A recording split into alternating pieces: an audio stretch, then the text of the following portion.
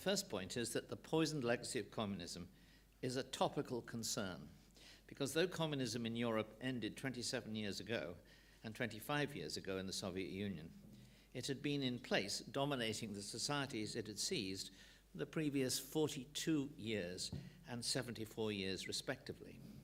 For a typical Hungarian, that represented about 2/3, maybe a little less, of his average lifespan, and for the average Soviet citizen, a period longer than the average lifespan.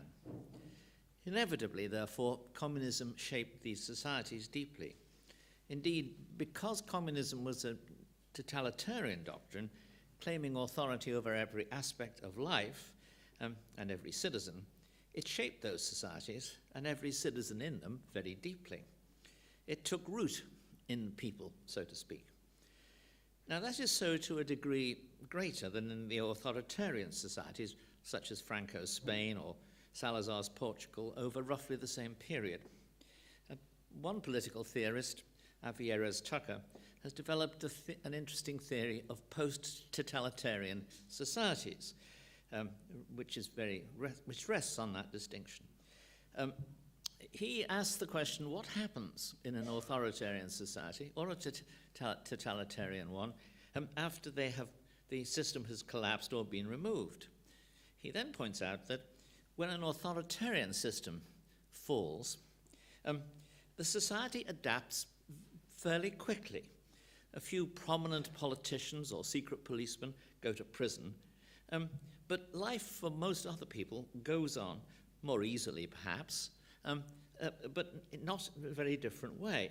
The society recovers, adapts to democracy, and prospers quite quickly. The reason is, of course, that an authoritarian society does not remove all of the elites who are at the top of every other aspect of society. It doesn't remove artistic elites, doesn't remove business elites, it doesn't remove academic elites.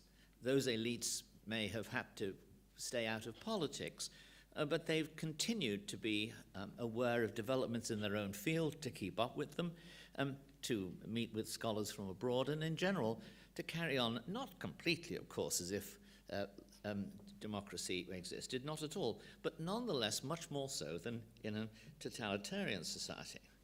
So what happens when a totalitarian society becomes democratic? Well, that's a much bigger and more difficult task, because communism has generally both removed previous elites, entire social classes not able to do certain things, such as going to university, for example. It has removed the elites in the world of the theatre, in the world of intellectual life, in the world of business, or it has, in a sense, created new elites that are subservient to party doctrine. The result is there is one remaining elite in charge of things, and that is a national security elite. Now, we see this, I think, fairly clearly in the Soviet Union, in the former Soviet Union today, in which the society has taken a long time to recover, has done so in a distorted way, and in which the decisions that really matter are taken by the so-called Siloviki and their allies in the world of the oligarchs.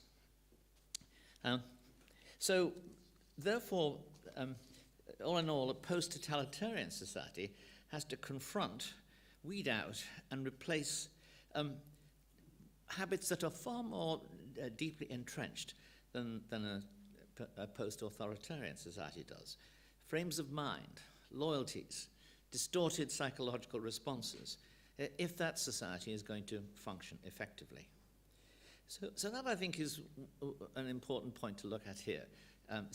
Since this was never fully, I think, totalitarianized, Hungary was too resistant for that, but nonetheless, it did have a distorted development. My second point is to look at one or two of these of the effects of communism, very, very briefly, in fact, just mentioning them by name, really.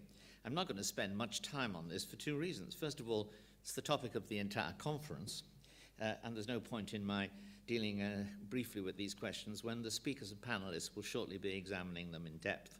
Secondly, my brief argument and illustrations are taken from the work of one of our first panelists, Professor Eniko Bolobash, and I don't want to, as the English say, to shoot her fox. But nonetheless, if one looks at society in Hungary today, one sees certain, in a sense, profound changes, or profound institutions carrying on from communism. There is a culture of dependency still, which was encouraged, of course, by a communist society. There is a good deal more envy in this society than in more healthy ones. There is a desire for a more powerful government to look after one than, again, would normally be the case.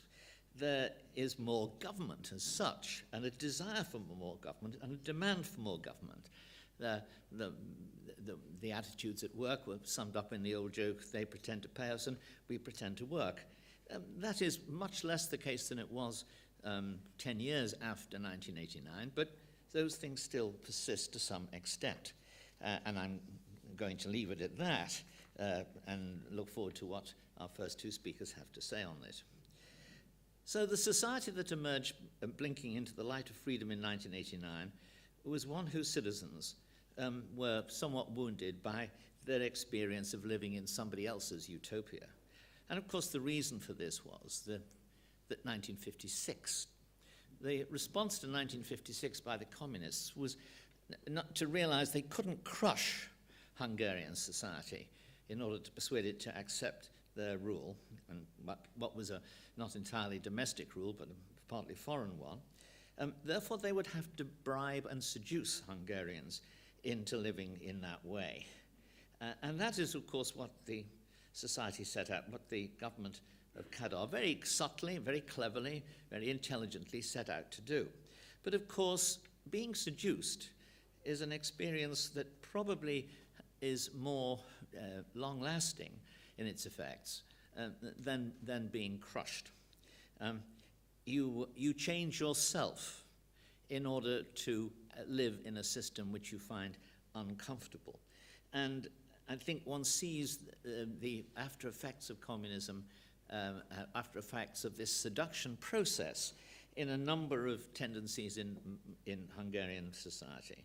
One sees it in the corruption that still persists, in the cynicism that exists in the society.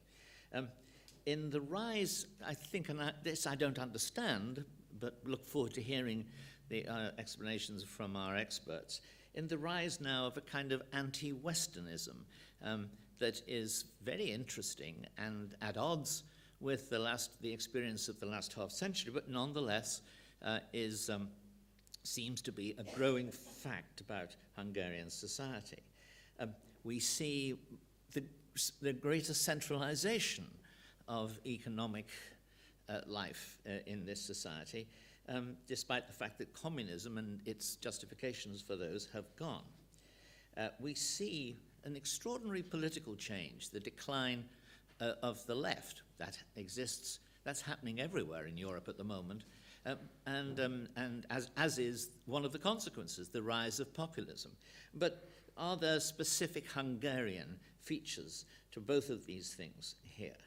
And finally, I'm struck by the fact that this audience, for example, is very, very exceptional in Hungary, in that quite a lot of people are just not interested in discussing their collective life in this society. There is less enthusiasm about participation and democratic debate than in a way one would expect.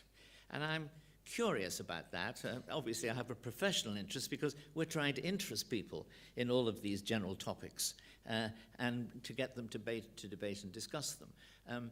I think we probably must be, or we occasionally are making mistakes and doing wrong, but nonetheless, I think that we would like to think that there was a bigger echo from the society to some of the debates that we create and raise and try to sow disagreement about, because after all, debate is about disagreement.